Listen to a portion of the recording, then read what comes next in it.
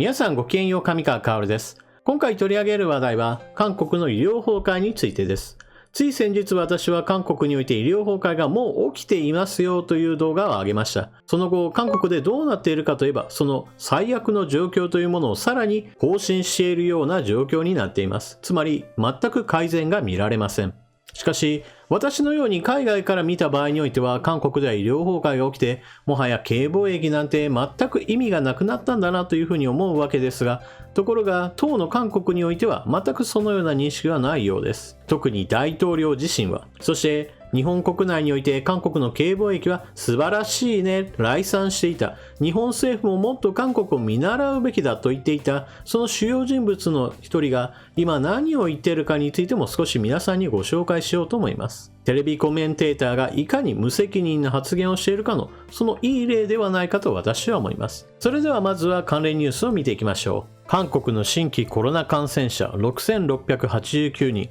重症者894人で最多。韓国の中央防疫対策本部は、この日午前0時現在の国内の新型コロナウイルス感染者数は前日の時点から6689人増え、累計51万7271人になったと発表した。日曜日に発表される土曜日の感染者数としては過去最多となった。重篤重症患者は前日より38人増えた894人となり、過去最多を更新した。重症者は8日から5日連続で800人を超えている。重症者が急増し、病床の逼迫も深刻化している。前日午後5時時点の重症者の病床稼働率は 80.9% となり、80% を上回った。首都圏では 86.5% で、ソウル市とインチョン市はそれぞれ 90.6%、92.4% と 90% を超えた。首都圏で病床がなく、待機している新型コロナ患者は12日午前0時時点で1739人となっている。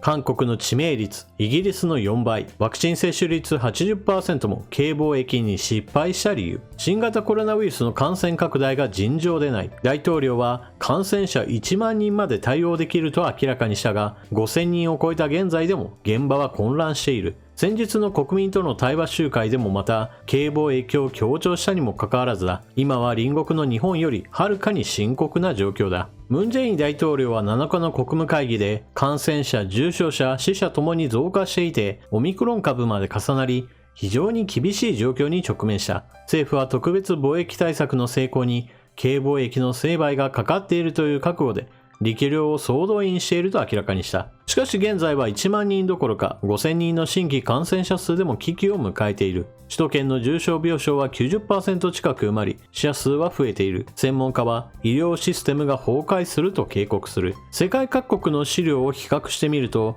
韓国の致命率は 1.46% で世界平均より高く、ドイツ、日本、シンガポールと比べてはるかに深刻だ。特にイギリスと比べた場合においては4倍以上も高い。原因は2つある。それは高齢層のブレイクスルー感染と病床不足だ。高齢患者が適時に治療を受けることができないのだ。2つ目の問題は病床の確保だ。政府は感染者急増を予想した。その代わり、重症者管理を革新とした。しかし結果はまともに対応できなかった。首都圏の重症者病床の稼働率は 90% に達する。コロナでない他の危急患者は病床の配分を受けるのも難しい状態だ。このように韓国はもはや世界的に見ても死亡してしまうそのリスクというものが世界標準より上になってしまった。そして感染者数がはるかに多いヨーロッパの国々などと比べても明らかに状態が悪いというひどい状態になっています。ところが韓国のK貿易は素晴らしいぞと礼賛していた人物が今何を言っているかについて少し見てみましょう。青木治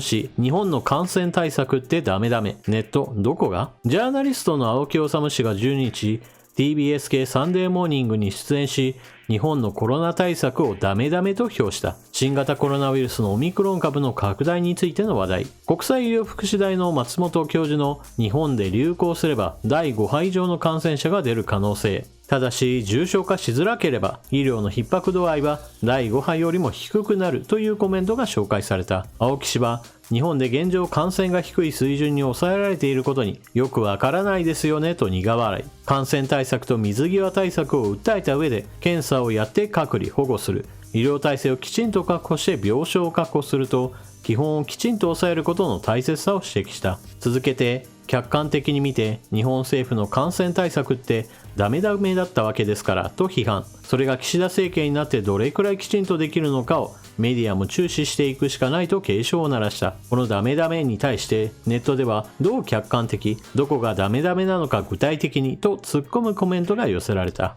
まず韓国の状況からすると、ムン・ジェイン大統領は韓国の貿易体制というものは世界トップグループに属している。世界にもっと韓国を真似する国が出ていいはずだということから、K貿易と名付けて世界へとむしろ自分たちがどれだけ優れているかをアピールしていました。そしてその心意気というのは今現在もなお健在なようです。ところが韓国の報道機関がそのようなムン・ジェイン大統領にもさすがにツッコミを入れざるを得ない状況なほどに、韓国の医療体制というものはもはや崩壊している状況です。首都圏における病床稼働率 90% というのは、もはやこれは限界の状態を示しています。誰かが亡くなった時に誰かが入れるというもはや極限状態にあり、入院待ちの人たちがもうずらーっとリストに並んでいるような状態です。しかし症状が進んでいけばそのような入院待ちを悠長に待っているような余裕というものはありません。ですから遠方の遥か遠い病院であろうともとにかく入院させてくれというそのような危険な状態になった人たちというものが続出している状態です。そのために韓国における病床稼働率というものは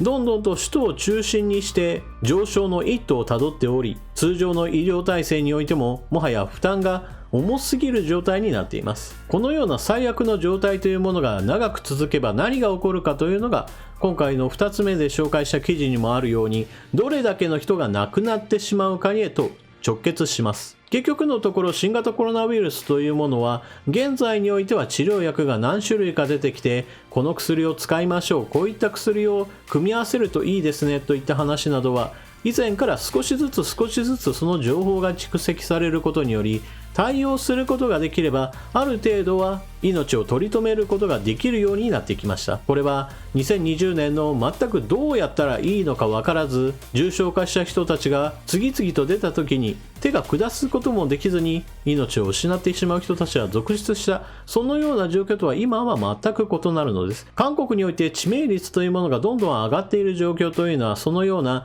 そもそも治療ができない人たちが大量に発生していることを意味しています。このように韓国の現状というのは非常に厳しいものであり、感染者数においては数万人出ているヨーロッパの国々よりもはるかに多くの人たちが亡くなる確率が高くなってしまうというまさに地獄のような状態になっています。さてそのような韓国に対して日本国内においては特にテレビコメンテーターを中心にして韓国は非常に素晴らしい経貿易を見習うべきだというふうにして韓国を褒めたたえ、そして一方においては日本政府がいかに悪い政府なのかといった形で批判を繰り返している人たちというものがいます。その代表格の一角であるこの青木治氏が、じゃあ現在の韓国の状態を見てどういうふうな意見を今持っているのかなというふうに私は関心を持っていました。その関心に応えるような形で青木治氏が今どのように思っているかといえば、日本政府の対応は本当にひどいものだよねという具合にして言っているのを見て、さすがに私もずっこけました。日本政府の対応に問題があることは確かです。